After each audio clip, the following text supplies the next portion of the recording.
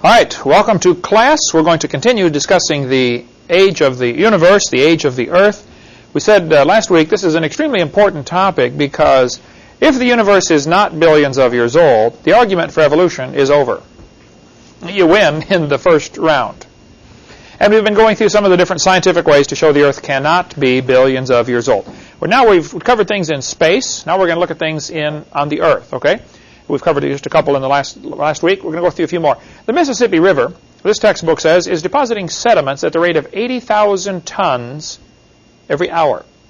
It is known as the Muddy Mississippi. If you've ever gone to visit the Mississippi, any place in New Orleans or even south of St. Louis, it's just real murky water because there's so much erosion. A large drainage basin drains into the Mississippi, and lots of topsoil goes with it. The Mississippi is moving very slowly. It only drops 8 inches a mile on the average in its 920-mile run from up north clear down to the New Orleans Delta. But as it brings this mud down there, eventually when it slows down, the mud drops out.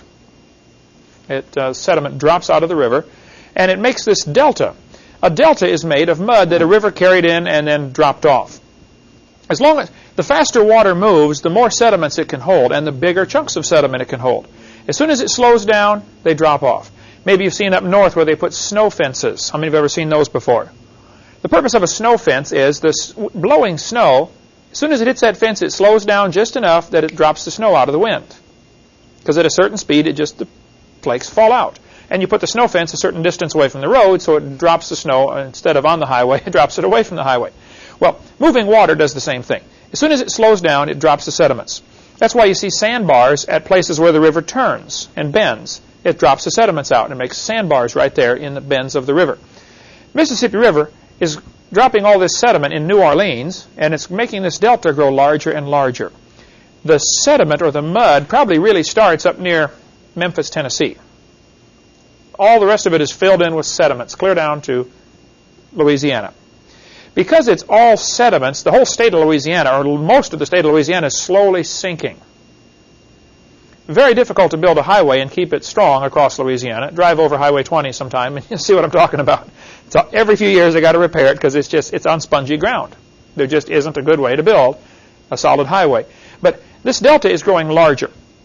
Estimates range from 10,000 to 30,000, so I picked a high number to be merciful to the evolutionists, to give them all the benefit of the doubt I can.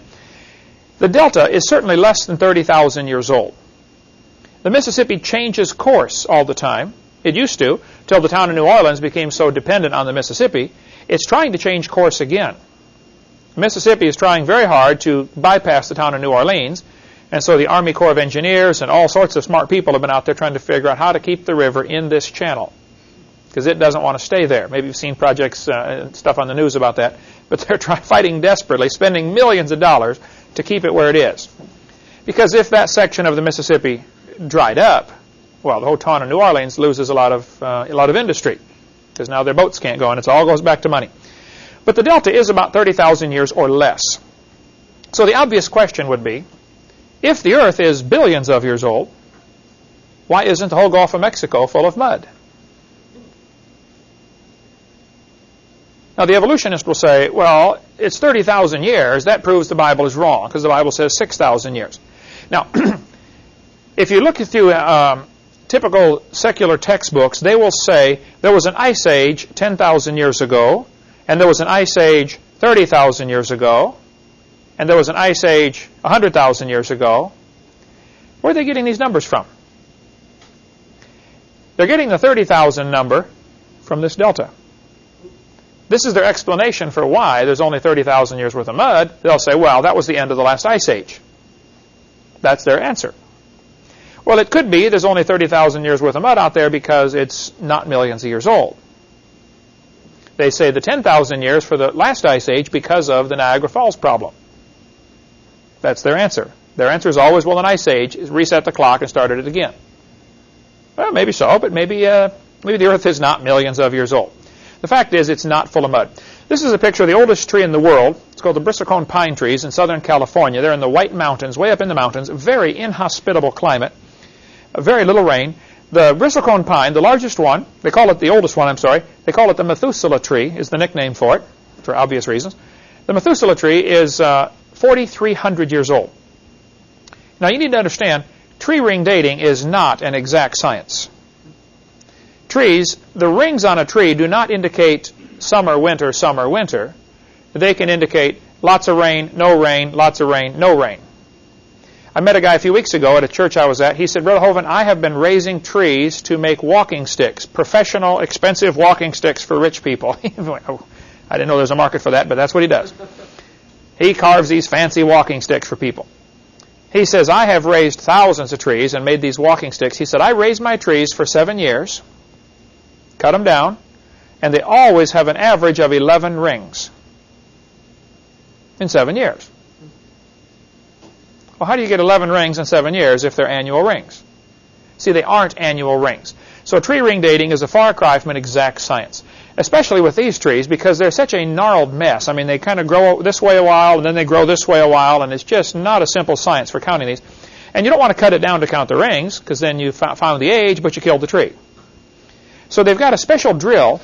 It's like a little pipe. It's hollow, and it drills a pipe into the tree, a core, and pulls out the middle part, just like they do with the ice rings, only these are much smaller. The entire pipe is about the size of the lead in a pencil. And they drill all the way into the tree and pull out this real skinny core, lay it down, and they have to count the rings under a microscope.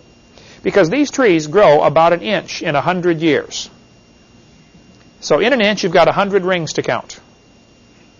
When you look at the trees, they're ugly. You will swear they're dead, but they're not. They're still alive. And they don't mark which one is the oldest because they're afraid souvenir hunters are going to go up there and say, I want to have a piece of this one. And there's only so many pieces of it you can get, and pretty soon it's not there anymore. But if you go up to the White Mountains in Southern California and see the bristlecone pine trees, the oldest one is 4,300 years old. Some will say, no, they found one that's 4,600. Some will say, well, by overlapping tree ring dating with tree stumps and logs found in Indian dwellings and stuff like this, the ancient cliff dwellings, they overlap these tree ring and they get a tree ring sequence that goes back 8,000 years. Well, this is real questionable because tree ring dating, first, is not an exact science. Secondly, two trees can grow side by side and have very different ring pattern. If there's a big tree and a little tree, the big one gets all the sunlight, the little one doesn't get any. One day the big one dies, now the little one gets all the sunlight, so his growth pattern is much different. You can have two trees on opposite sides of the same mountain getting different amounts of rainfall. Because when air goes up, it drops all of its water. When it comes down the mountain, it absorbs water. That's called the rain shadow in Washington State. One side of the mountains is loaded with trees. As soon as you get over the top, it's basically desert. Because as air rises, it cools and drops its moisture. When it comes down, it warms up and absorbs moisture. So you get what's called a rain shadow on one side of the mountain. And so trees can be affected by this. So what they've tried to do to discredit the creationists on this tree ring dating question is try to find tree ring sequences where they find a tree that has several rings. You know, they look at the ring pattern where they're kind of close and then they're far apart. Then they're kind of close for several years and then far apart for a few years. They would consider these to be the good years when it got lots of rain. These would be the bad years when it didn't get much rain. Then they find another log someplace else, and they try to line it up. You know, so they got good years, bad years, good years, bad years, and this one will extend farther, and this one will extend farther this way. And so they've stretched their overlapping tree ring dating to, I don't know what the number is, probably close to 6,000 years. But this would be based on all sorts of very obvious assumptions, and it wouldn't hold up 2 seconds in a court of law. The problem is it doesn't have to hold up in a court of law. It just has to be taught in school. You just have to convince the kids of it. That's where the problem comes in right there. So the oldest living tree is 4,300 years old. Now the creationist solution to this is very simple. There was a flood 4,400 years ago that destroyed the world. And it would have wiped out everything. However, many trees can be uprooted, float around in a flood, and land, and start growing again. I mean, don't they transplant bushes and trees all the time? So in a flood situation, Noah was in the ark for over a year. That does not mean every square inch of the world was flooded for an entire year. It just means, all we know is Noah was in the ark for a year. Certain sections of ground might have only been underwater for a month. The crust of the earth would be lifting and sinking, and there would be shuffling and water sliding back and forth, carrying sediments with it, lots of mud layers being laid down during this flood. So when I say the flood lasted a year, it's really technically more correct to say Noah was in the ark for a year. He hit bottom in the 7th month. Now, if you have floating log mats of stuff floating around that's been uprooted and drifting around, the seeds, of course, are going to be able to survive soaked in this water for a short time and then regerminate. Go any place where there's been a flood, after the flood water goes down, the mud out there, things start to sprout very quickly. Actually, many countries depend upon the annual floods to give them a new layer of sediment, new layer of topsoil. And they come in and build dikes and levees, and now the soil gets depleted after a time.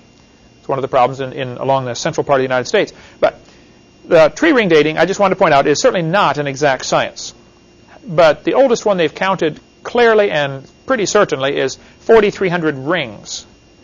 Assumption is 4,300 years. It's that at a maximum, probably less than that as far as its age. So the creationist has no problem with the oldest tree. Says, hey, the flood was 4,400 years ago. Not a problem. This is a picture of a coral reef going underwater.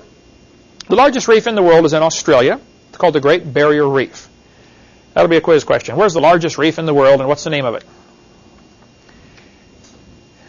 Great Barrier Reef is, I believe, 1,500 miles long. I should have looked that number up, but it's something like that. 1,500 miles of coral. It's absolutely gigantic. We went out and saw it. Eric was there, and Marlissa and my wife and Ken Andrew. We saw the Great Barrier Reef, and it's extremely impressive to watch that. Just beautiful, the stuff down there. We took one of those glass-bottom boats out, and you can see all the fish down there.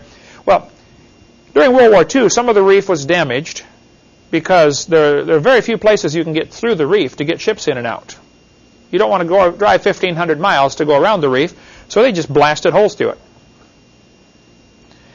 Now, based on the damage done to the reef, when they watched it regrow over the next 20 years, they did a study on this. They said the Great Barrier Reef is less than 4,200 years old. There's a great article in Creation magazine dealing with this. One of their figures they came up with was 3,700 years. This is the new Creation magazine, but if you want some fascinating reading, it's like $22 a year to get Creation magazine. It's through Ken Ham's ministry up in Florence, Kentucky, south of Cincinnati. The article in Creation magazine is in volume 8, number 1, on page 6. It was an older issue. It'd be almost worth, if you had the money, to get all the back issues. They've been doing this for 10 years, so it cost you $200 or something like that. But they're really excellent articles in here, if you want to look through one of those. Probably, if I could only afford a couple of things to subscribe to, I would subscribe to Creation magazine. I can give you their number if you want to write it down. It's 800-350-3232. 800-350-3232. Or their website is answersingenesis.org. O-R-G. And I don't agree with everything they put in here, but most of the time it's just really fascinating stuff and well documented. So, great article about the Great Barrier Reef, if you want to read more on that, would be found in this back issue of Creation magazine. And they said one of the studies showed 3,700 years. Now, some of the scoffers have tried to say, no, reefs can grow, they grow slower than that. And they look at, I think it's one of the reefs in the Pacific Ocean around one of the islands. I believe it's Bikini Atoll, if I'm not mistaken, where they say they drill down in the reef and pull up a core sample of reef and find out the coral has layers to it, sort of like tree rings, as colonies grow on top of old colonies. And they say it's much older than the creationists allow for. This would be what the skeptics will tell you. Okay, several factors affect coral growth. If a coral reef is farther from the surface of the water, it grows faster. As it approaches near the surface, because the tide's going up and down, the coral is exposed for part of the day. Now the growth rate slows way down. So the rate of growth depends very much on how much nutrition it's getting. If it's near an area where there's a river coming out right at that area, like one of these Australian rivers exits right there, brings all sorts of nutrients out. Lots of stuff for the coral to eat. It's going to grow faster. If it's not near a river, it's going to grow slower. If the water is clear, the sunlight penetrates, and it gets sunlight, so it's going to grow faster. If the water is murky, it's not going to get the same growth rate. So it's not just a simple science of saying, let's just measure it, and it's not quite that simple. But the estimates are certainly less than 4,200 years. Some maybe even less than 3,700 years. So the creationist has no problem with this. He says, yeah, there was a flood that destroyed the world 4,400 years ago. This is Niagara Falls. Niagara Falls, this textbook tells the kids, has been eroding for 9,900 years. Now, how would they know that? Well, if you've ever seen Niagara Falls, you know it's a lot of water going over the edge there. And as the water goes over the edge, it breaks off the rocks on the edge, so the falls is eroding its way backwards. All waterfalls do this, depending on how hard the material is, and how much water goes over it, and how abrasive it is. If there's lots of stuff in the water, like sand and ice and tree stumps, it's more abrasive, it's tend to erode faster. But the Niagara Falls is breaking rocks off the edge. The indication, since it was first discovered and at least recorded by scientists up there, back in the 1700s, they marked where it was. It's been progressively moving backwards. The Niagara Falls Museum Guide says it's been going 4.7 feet a year. That's what's been observed for several hundred years. Now, that doesn't mean the erosion rate's always been the same, but if you get a several hundred-year average, that's something to consider. Okay? Now, Niagara Falls flows down into what's called the Niagara Gorge, a canyon at the bottom of the falls. It's absolute. You've been there, haven't you, Eric? Saw Niagara Falls? We went over it in a helicopter, didn't we? That was amazing. Anybody else been there to Niagara Falls? Just, you can't imagine it. In 1930, I believe it was 1930, somewhere in there, they built a canal to drain the water off of the river to a hydroelectric plant. So the water has to flow through their turbines as it falls to produce electricity. Which means much or even sometimes all of the water can be channeled away and they dry up the waterfall, which stops erosion. But up until 1930, it was eroding 4.7 feet a year. Since then, it's eroded slower because they're diverting much water for hydroelectric power. They usually turn on the falls during tourist season, and for the rest of the year, they basically almost shut them down. They can divert the water to this hydroelectric plant. So they leave some going over for the tourist effect, but they could sometimes in real drought seasons, they'll have to use it all. Niagara, if you look at the Great Lakes, the 5 Great Lakes, they drain into each other. One fills up and spills over into the next one and spills over into the next one. This is the point where the Lake Erie spills over into, what's the lake above it, Ontario? Yes, Lake Ontario. So as it spills over, it runs through this little channel called the Niagara River, which is not very long. The right side, or the left side is Canada, the right side is New York. This town of Buffalo, New York is right there, and then Ontario, Canada on the other side. But Niagara Falls has moved back about 7.5 miles from where it started. You can tell where it started by the edge of the old cliff. It's moved back 7.5 miles. Now, the textbook here says it's been eroding for 9,900 years. Well, they get that number from taking, 7.5 miles divided by how fast it's moving back. Actually, they didn't do their math very well either. For this public school textbook, it should have been 8,400 years, not 9,900 years. If you take 7.5 miles times 5,280 feet in a mile divided by 4.7, you get 8,400 years. But what do you expect? It's a public school textbook. It's not accurate in lots of other places too. But the reason Niagara Falls is where it is because of the flood 4,400 years ago. Right after the flood was over, you would have 2 factors that you don't have today. You would have more water flowing over and softer dirt. Right after the flood, you get an earth covered with layers of sediment. It's going to take a while for that to get hard. Maybe first 10 years, it would get a certain percentage of its hardness and then gradually get harder as time goes along. And today, it's solid rock. But for the first 10 or 15 years, it was probably much, much softer. Especially the first few weeks, as the water's running off from this flood, it probably eroded half of the gully or the valley in a few minutes. Remember that gravel pit we went motorcycle riding in all the time after that one big rainstorm? Made a giant canyon about a third as big as this room just after one rainstorm. It's unbelievable what water can do when it really gets moving. The other problem you have is when water really gets going, it picks up lots of debris and it becomes like liquid sandpaper. So now it erodes even faster because of the abrasiveness of the material. Okay, Niagara Falls. Let's take a quiz here. Not a quiz, but ask a few questions. Who was responsible, one of the main guys responsible for turning our education system humanist? He signed the Humanist Manifesto. John Dewey. There we go. Good, good, good. What year was the Humanist Manifesto signed, the first one? 1933. Do you like raisins? 1933. What year did Darwin's book come out? 1859. There we go. Okay. You got that one? Let's see. Let me think of another question. Okay, I got it. The Niagara River runs into what lake? Lake Ontario. Somebody got it over there, too. Who was that? Did you get that, brother? You did? We didn't get it. We'll take it. You'll take the raisin. Okay, good. How long is the valley at the bottom of Niagara Gorge? 7.5 miles. There we go. And what's the erosion rate right now? 4.7 feet a year. Okay, good. Have some more in a minute. Look at a couple more facts here and we'll take a little break. The oceans are getting saltier every day. I had quite an interesting debate last night with the two very skeptical students that came to the meeting when I spoke in Alabama, and they argued about this point for quite a while. They said the oceans are not getting saltier. Well, there's many lengthy studies have been done about the salinity of the oceans. Waters from the river flow into the oceans, obviously. All of them end up there eventually.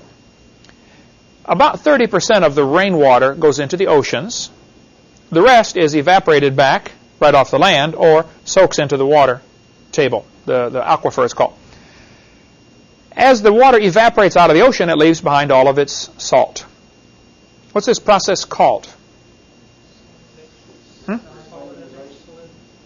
Well, as the oceans get saltier, it's called salination, but the removing of fresh water is called evaporation or desalination. There's a couple other names for it. It desalinates the water. There are emergency crews or kits that they put on aircraft if they crash in the ocean. They have a little ball you blow up full of air. The sunlight will distill. Distillation, it's called. It'll distill the salt water and make it separate the salt from the fresh water. And it makes about a quart a day, so you got to be careful. Don't take a bath every morning. There was a guy who wanted to see if he could row across the ocean in a rowboat. Right away, you got to wonder about the guy. Okay, but he decided he could train his body to drink salt water. So he started a couple of months early before the trip, drinking just a little bit of salt water along with the rest of his water throughout the day. He would just add a little bit of salt water. Over a period of several months, I think it was 6 months, he got used to salt water. He could drink it. What happens typically when people get out in the ocean and they're dying of thirst, they will wait until they're just about to die, and then they stick the head overboard and start drinking salt water, which makes them get sick and vomit, so they lose more fluids, and they end up dying of dehydration in the middle of water. The Navy had an expression, water, water everywhere, not a drop to drink. What's that? Right. So this guy decided he could train his body to drink salt water, and he did. And he, I believe, rowed across the ocean or made it quite a ways out without just living off the salt water. You could. It'd be kind of hard on your kidneys, I would think, because they have to filter out the water, but I guess you could get your body used to this. If anything you do gradually, you probably can get used to. People get used to drinking whiskey, I suppose. So I guess you get used to about anything else. But the oceans are getting saltier every day. Now, there's many different salts that go into the ocean. There are aluminum salts and all sorts of different salts. There's a great article about the various different salts washing into the oceans. It's one of the impact articles, IMPACT. I have all of the back issues. They're put out by Institute for Creation Research, ICR. They would be well worth getting. Just little one-page articles. They're 10 cents apiece. They started in 1974, I believe, and they do one a month, so they're up to number 350 right now. So for $35, you can get all of the back issues if you really want some fascinating reading. They have several of them just on this issue of how much salt goes into the ocean every year, and how much is the ocean gaining, how old can the ocean be based on the amount of salt it gains. And it depends which one of the salts you want to measure. And I don't know, there's probably 50 different salts that they measure in this study. But bottom line is, all of them give different ages, but many of them center around a 5,000-year figure.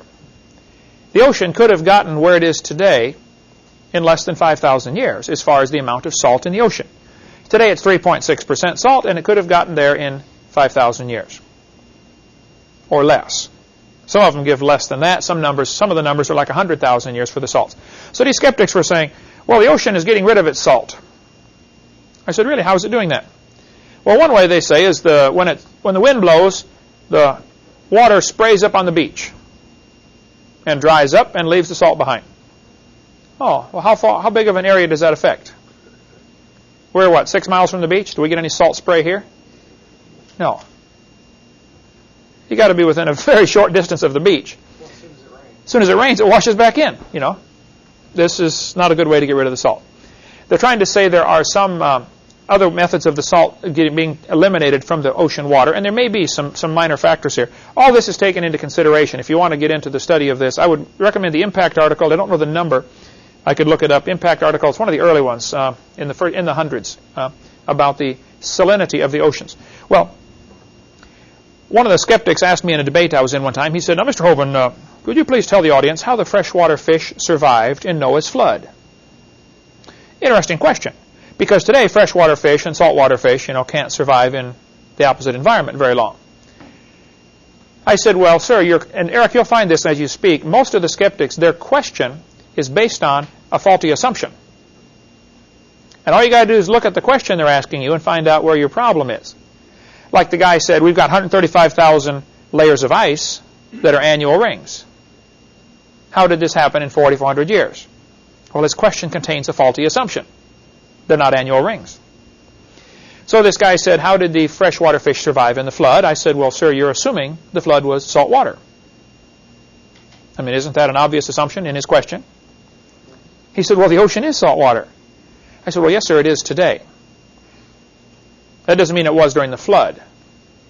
I think during the flood it was probably all fresh water, or mostly fresh water, and all the animals were fresh water.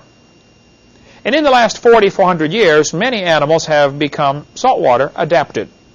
They have adapted to salt water. And he said, well, see, that's evolution. I said, no, sir. Today we have freshwater alligators and saltwater alligators. And they probably had a common ancestor, an alligator. He said, well, see, that's evolution. I said, man, come on, think about it. Going from a freshwater alligator to a saltwater alligator is a very minor change compared to what you think happened. You think they changed from a rock to an alligator, which, of course, would be a very big change. There was a fellow in Minnesota, and I wish I'd written down the details, but anybody could try this experiment, I suppose. He came to me after a seminar one time, and he said, Mr. Hovind, I raise fish. I love fish. I have an aquarium. I have 2 aquariums, actually, huge aquariums in my house. He said, I have a saltwater aquarium and a freshwater aquarium. He said, now I know that ocean water is about 3.6% salt. He said, I got curious many years ago. I wondered if I could mix all my fish together. He said, so I figured out the mathematics behind slowly increasing the salt in my freshwater aquarium. Because every few weeks you got to change the water, change half of the water every 2 weeks or something like that. So he did all the math on how to add salt to his freshwater and subtract salt from his saltwater aquarium.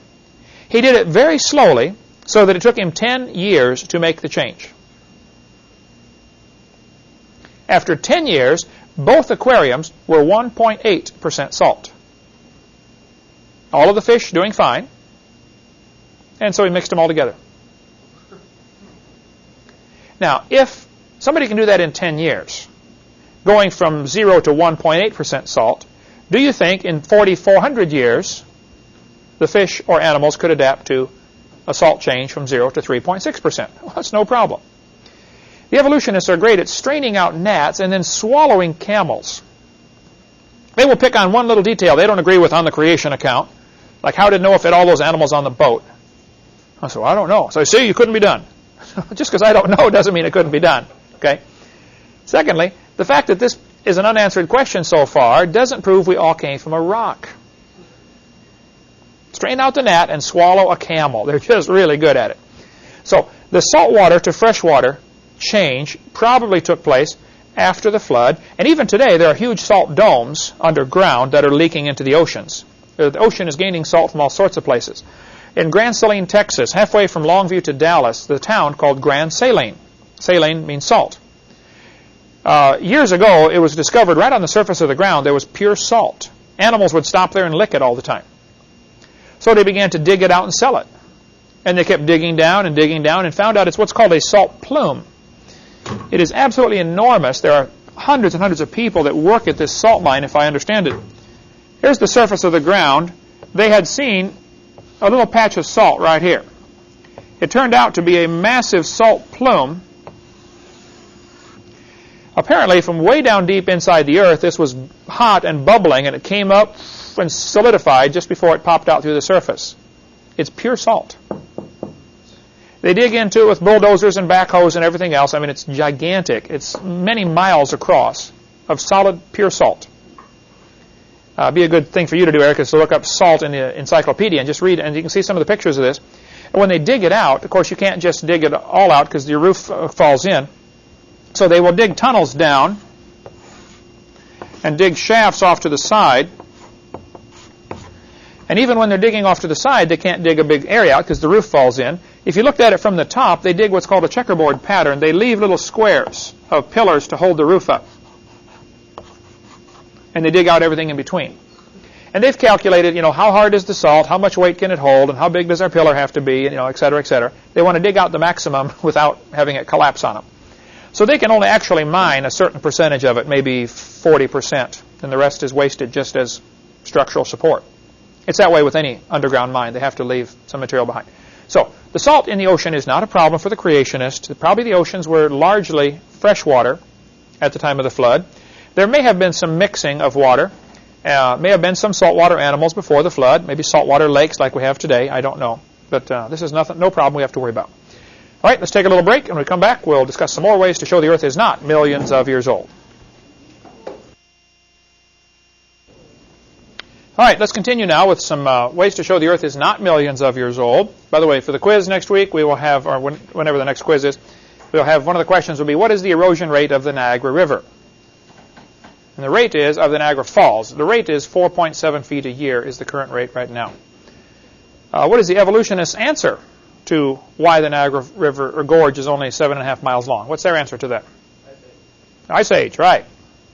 Not proven, but interesting theory. Okay. When water drips through the ground, yes, sir. There were any ice ages then?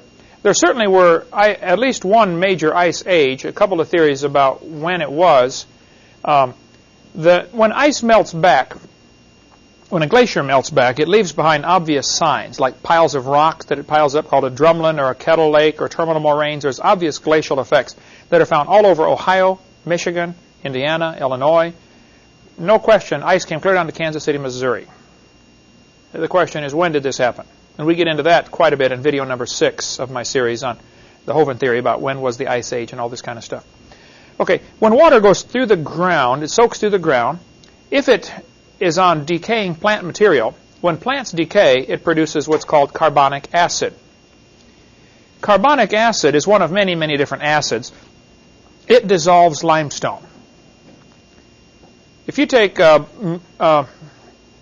boric acid or battery acid or muriatic acid, which is hydrochloric, the same stuff in your stomach, hydrochloric acid that digests your food, you can buy muriatic acid at the hardware store for $2 a gallon, and you pour it on concrete driveways.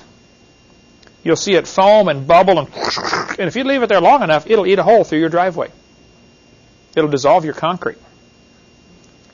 eats it right off. Well, slightly acidic water, the stronger the acid is, the faster it eats the rock, okay? Particularly limestone.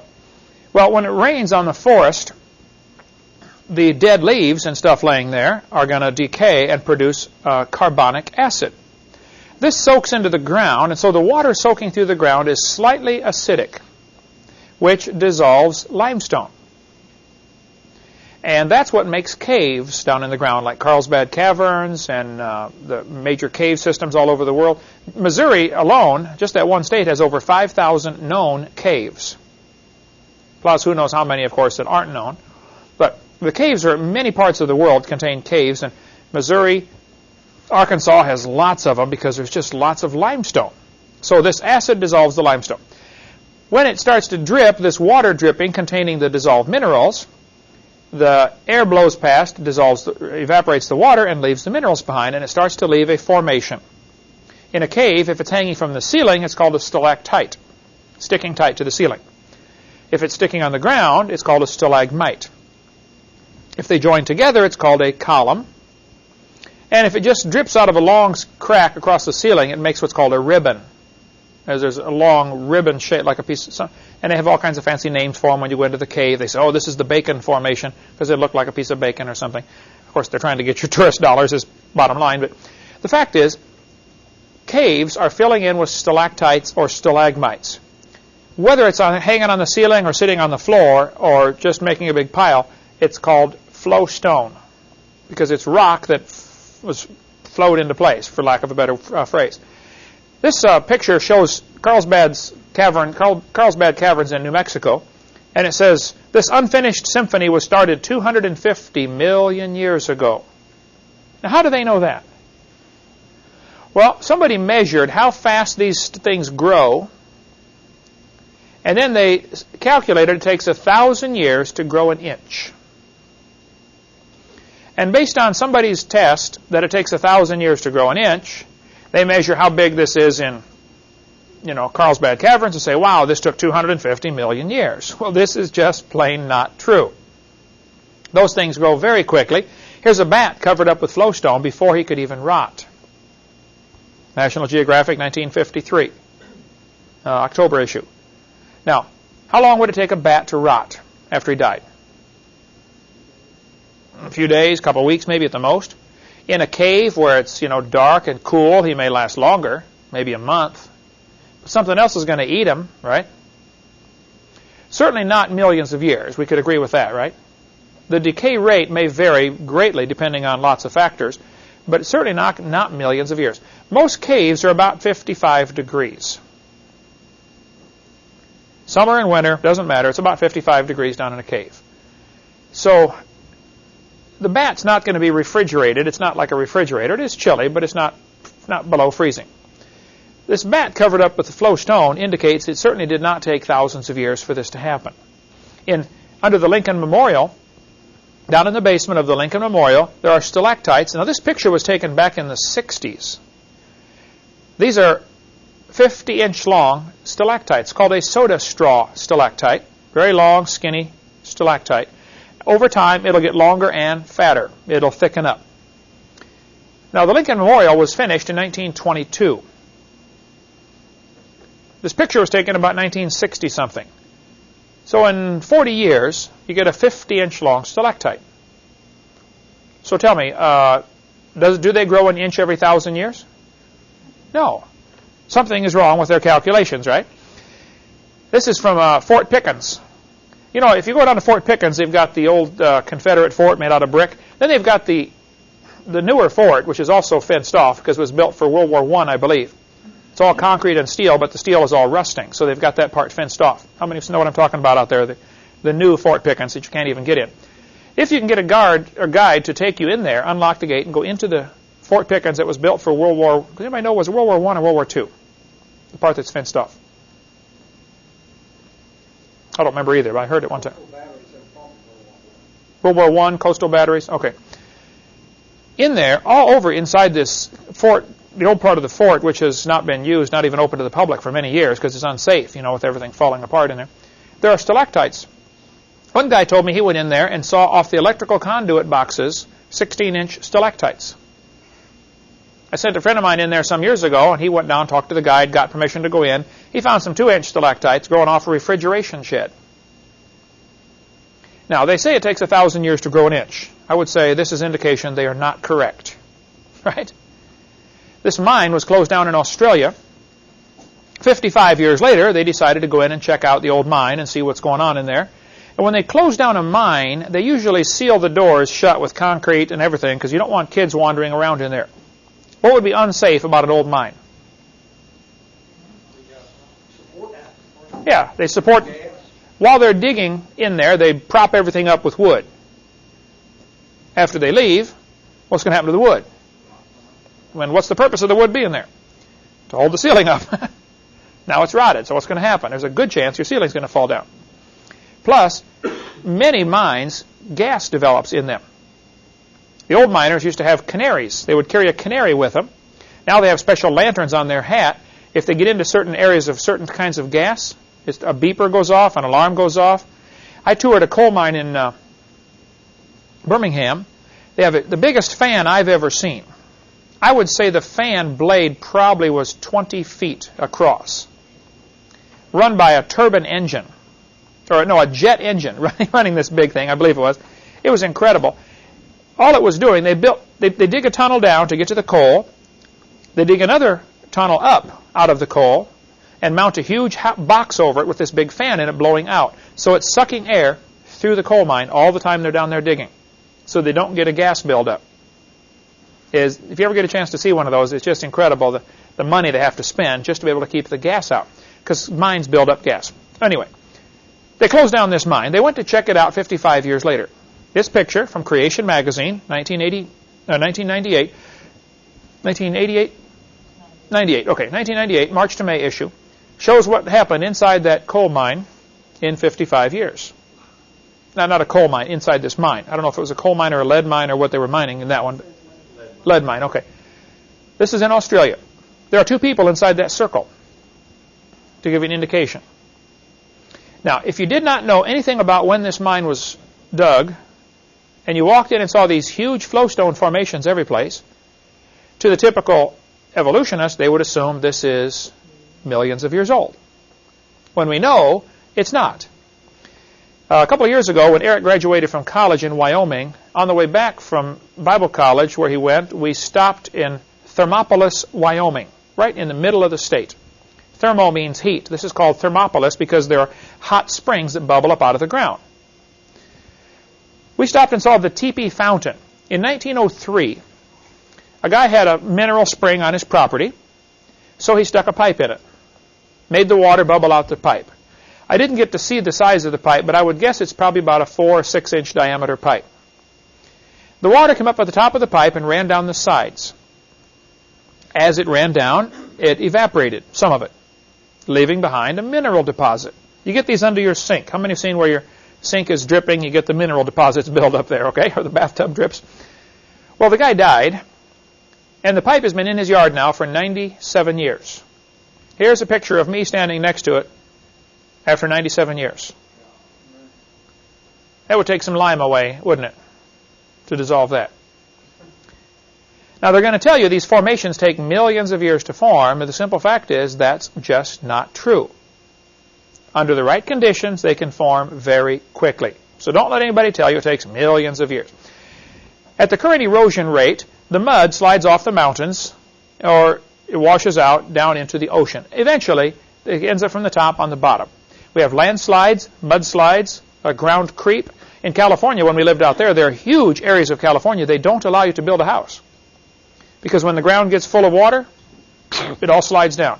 The whole mountainside slides down, or just slowly creeps down.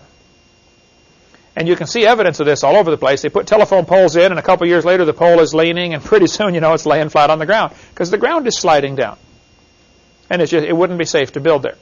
So we have landslides, mass wasting, ground creep, avalanches. Does the ground ever fall up? No, it's always down, right? So at the current rate of erosion, estimates are the continents will erode flat in 14 million years. I don't know that the number is accurate, but the concept is certainly right. The book In the Beginning by Walt Brown has great information on erosion rate of the continents, if you want to get more on that. Now here they're going to tell us we've got fossils that are 600 million years old. Well, that's 300 times older. They should have washed out to sea 300 times.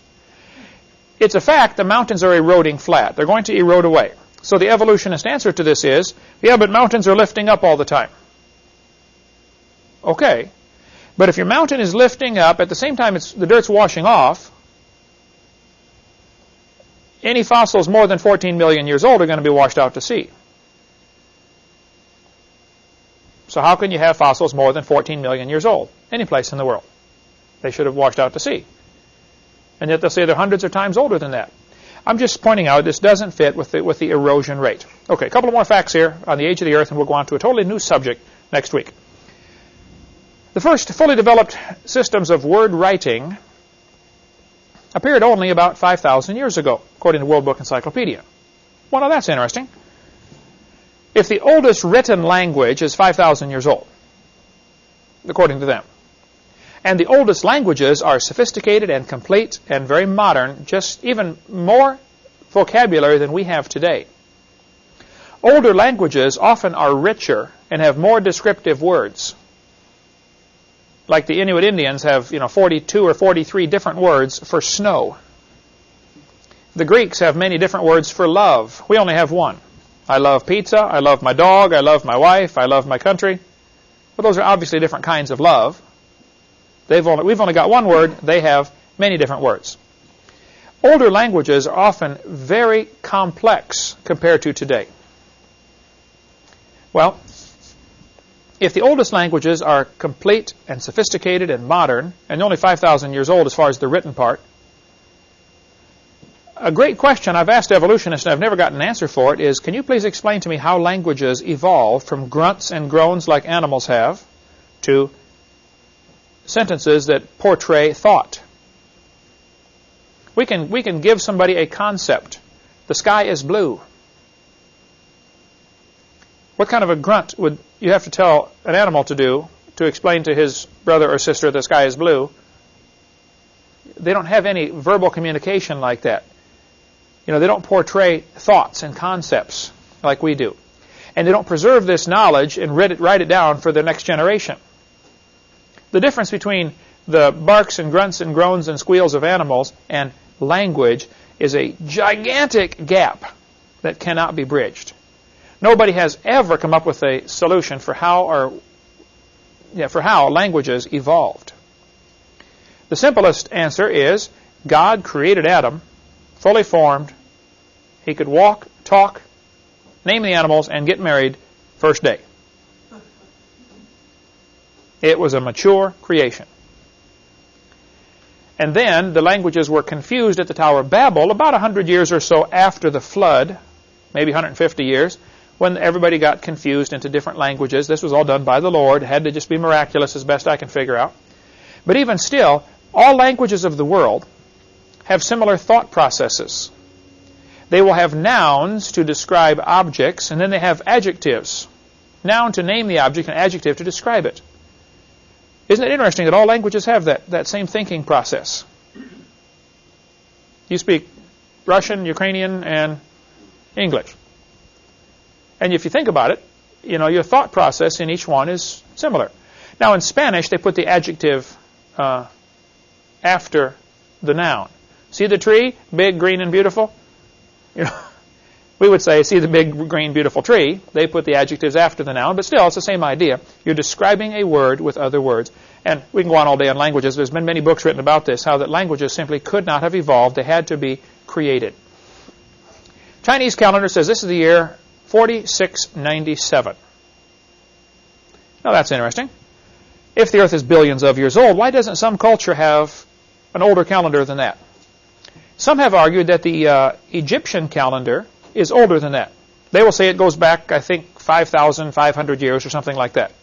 The problem with the Egyptian calendar, these guys obviously liked their pharaoh, or they had to pretend they liked their pharaoh or lose their head. They built these massive temples to bury them in. They greatly exaggerated how long they were pharaoh. Plus, there were instances where you have several pharaohs at the same time, like they're having a civil war and the kingdom breaks up into feuding factions. But they all are counted as pharaoh, but yet they're all pharaoh at the same time. But when it ended up in the history book, they put them in chronological order. Well, this stretches the calendar out farther than it actually should be. It's very close to impossible to get accurate dates in secular history beyond about 1500 BC. It's very difficult even to look at the Exodus. The Exodus was about 1400 BC when Moses led the children of Israel out of Egypt. And people argue about the exact year, and I don't know, get into all those kind of discussions. But the fact is, it's very difficult to get accurate secular histories before 1500 BC, 3,500 years ago. So there certainly is no proof from secular history or from written language that there's anything more than 4,400 years old, except some of these exaggerated calendars like the Egyptian calendar, which stretches things out. Civilizations, the first really world empire was Nebuchadnezzar, king of Babylon. That's 600 BC. Don't you think if man had been here for 3 million years, somebody would try to set up an empire before that? Isn't that interesting that you have your first world empire in 600 BC with Nebuchadnezzar, king of Babylon? The books today, I tell my folks, I'm very concerned. They're no longer really books about science. They're actually books about evolution. It seems like somebody wants to use our school system to teach their philosophy to the next generation. I think I know why. We'll get into lots more of this later. But our founding fathers in this country had a slogan: life, liberty, and pursuit of happiness. Now, what on earth is that? Define that, please. Really, it's tough to put a picture to that. The real original slogan was life, liberty, and property. The ownership and control of your property. That's essential to freedom. But they said, we hold these truths to be self-evident, that all men are created equal. They're endowed by their Creator with certain unalienable rights. Rights that you can't put a lien against. For instance, do you have the right to breathe? Yes. Where does this right come from? From God, right? Do you have to get a permit to do that? No. Do you have the right to get married? Who gives the authority to get married? God does. About 100 years ago, some people got tricked into getting state permission to do something God already said they could do. And there wasn't no such thing as a marriage license until about 100 years ago. And most people don't realize that a marriage license is a contract between you and your husband or wife and the state. You don't have to get a marriage license. Now, if you want to get one, they'll be glad to sell it to you. But you don't have to get one. But our founding fathers had a totally different philosophy. They thought that rights came from God, and they're unalienable. You can't put a lien against them. Now, if you get a bunch of folks together who believe that, they don't make good slaves. They're going to throw the tea in the harbor and rebel against King George, eventually. So, suppose you and a few hundred of your super rich gazillionaires decided you're going to have meetings a couple times a year and discuss how can we control the entire world. We would like to have us, the smart guys, be the rulers of the world, and everybody else be our rice farmers, our slaves. Now, in Egypt, when Joseph became the ruler of Egypt, what percentage of the profits did he take away from the people? Anybody remember? What was their tax in Egypt? 1/5. That's 20%. You know how much of your income goes to taxes in America today? 45 to 50%.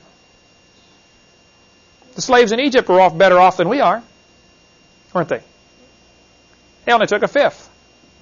Throughout the Scriptures, you see that where 10% belongs to God and 10% or 20% max would go to the government.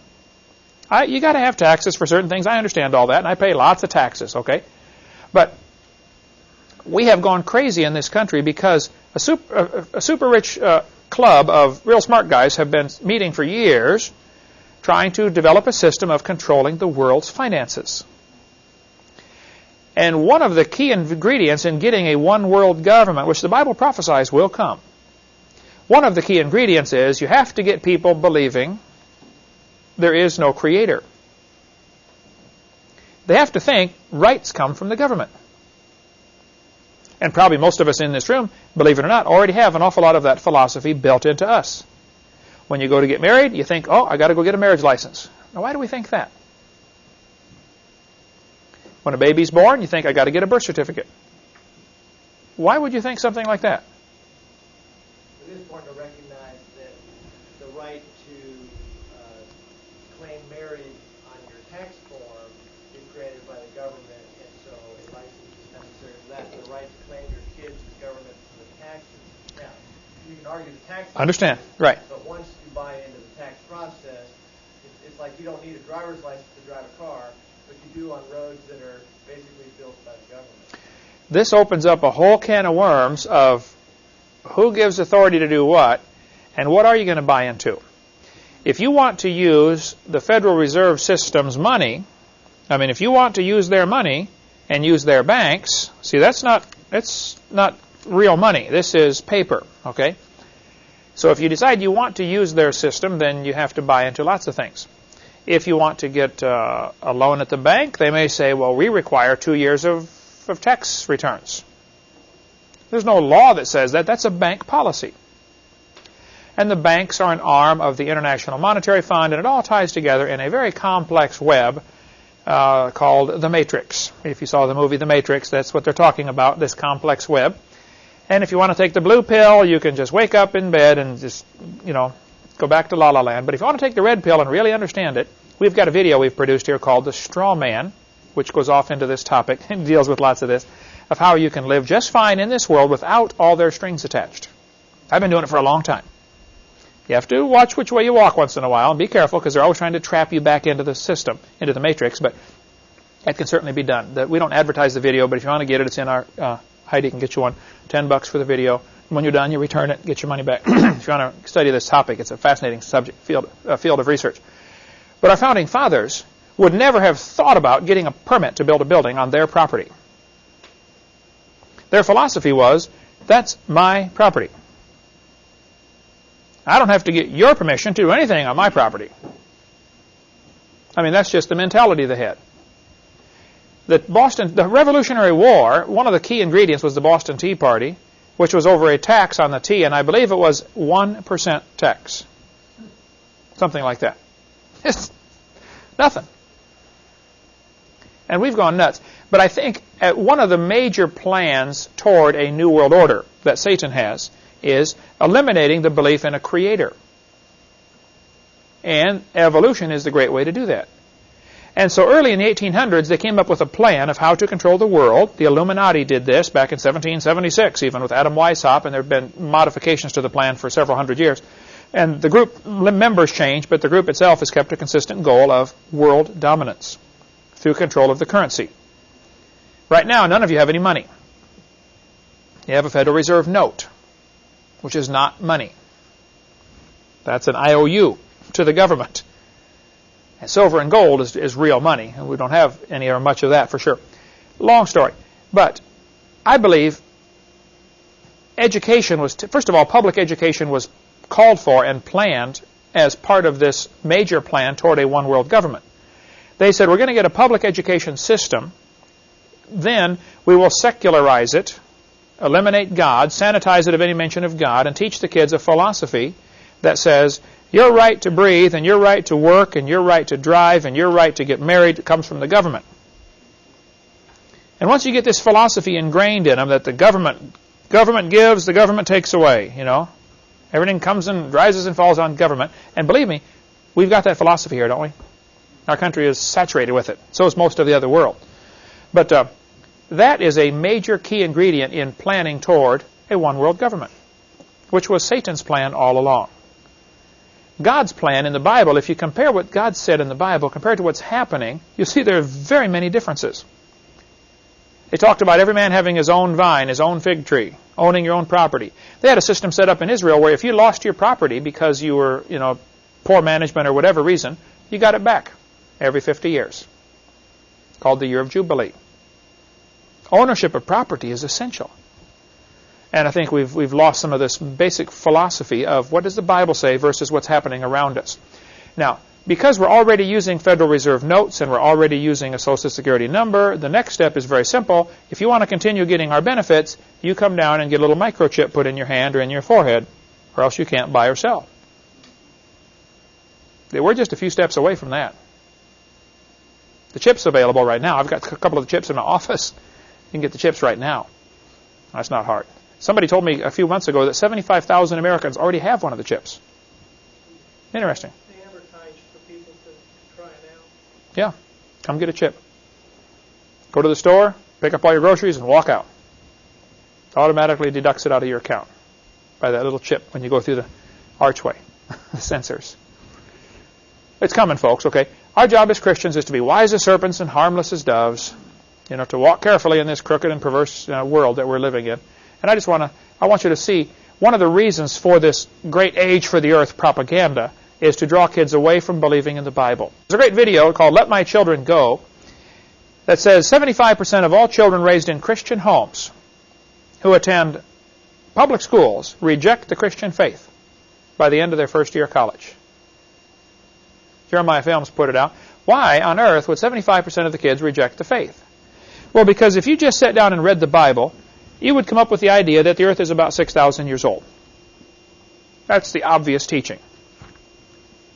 And yet the schools are teaching it's millions of years old, and we evolved. Well, kids are going to go to church maximum 3, 4, 5 hours a week. They're going to be in school 30 hours a week. You tell me who's going to win. Plus, nearly 100% of the kids go to school, and less than 100% go to church. And that's what the humanists have counted on for years. We'll get into lots more on that when we get into what's on my videotape number 5 about how evolution is the root philosophy for communism, socialism, Marxism, and how they've said all along, we're going to infiltrate the school system. John Dewey was one of the leaders of one of the teachers' colleges in Vermont. They turned out teachers with his philosophy of humanism. Those teachers ended up being deans and superintendents of school systems, which trained more teachers. And from 1930 until today, it's been a steady encroachment of getting humanist or communist-minded teachers into our school system. And we're saturated with them. And they're teaching this philosophy that of humanism. There is no God. Government is ultimate authority. Now, I'm in favor of obeying the government. But I've got a higher authority yet. And if there's a conflict, I'm to obey God. All through the Bible, you see this principle. They got in trouble because they obeyed the higher authority. They got beaten, stoned, killed, sawn in half. You name it, it happened to them because they had that philosophy. And the problem with Christians is we don't fit into the New World system very well because if you're a good Christian, that'll be your philosophy. I'll obey the government as long as there's no conflict between what God told me to do and what you're telling me to do. Christians make great citizens because their God tells them one of your jobs is to obey your government until there's a conflict. Then you obey me. The king says, bow down and kiss the idol. Sorry, I can't do that. Well, I'm going to throw you in the furnace. Well, okay, then throw me in the furnace. I'm just not allowed to do that.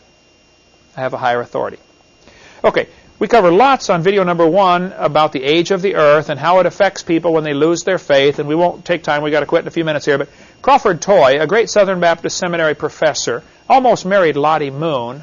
Anybody go to Southern Baptist Church here? You've heard of Lottie Moon. Every Christmas they have the Lottie Moon offering. Used to, okay. Crawford was engaged to marry. I don't know if I think he was engaged to marry her. She broke it off because he lived in the late 1800s, same time she did. It's good to live same time person you're going to marry. But he began to doubt the Bible over that question of how old is the earth. In the late 1800s, a lot of people were teaching the earth is millions of years old. And the Christians didn't really fight that. They accepted it. And they tried to incorporate it into the Bible with the gap theory and the day-age theory, and they just plain compromised. Well, Crawford said, the Bible intends to teach a plain 6-day creation. The Bible is simply in error. And if you start thinking the earth is millions of years old, you're going to have to either justify or allegorize the first 11 chapters of Genesis. Many great preachers today will say, oh, the Bible's a wonderful book, and I believe it. Now, the first few chapters is probably an allegory, but the rest of it's great. That's what they do. Or they try to get rid of the first 11 chapters by saying, or they try to include evolution by saying there's a gap between verse 1 and verse 2.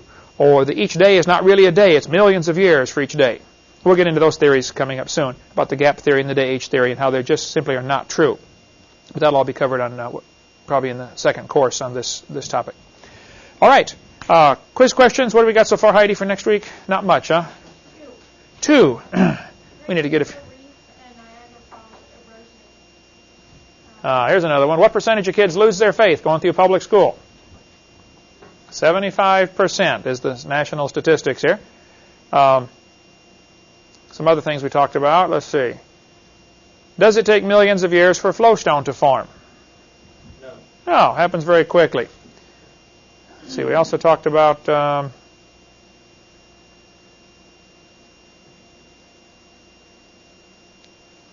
what is the percentage of salt in the ocean right now? 3.6%. Right. And Niagara Falls erosion rate. There we go. Well, that'll be enough. We'll have some more bonus questions on there from things we've covered, but that'll be enough for quiz questions. Thank you so much. We'll see you in next meeting.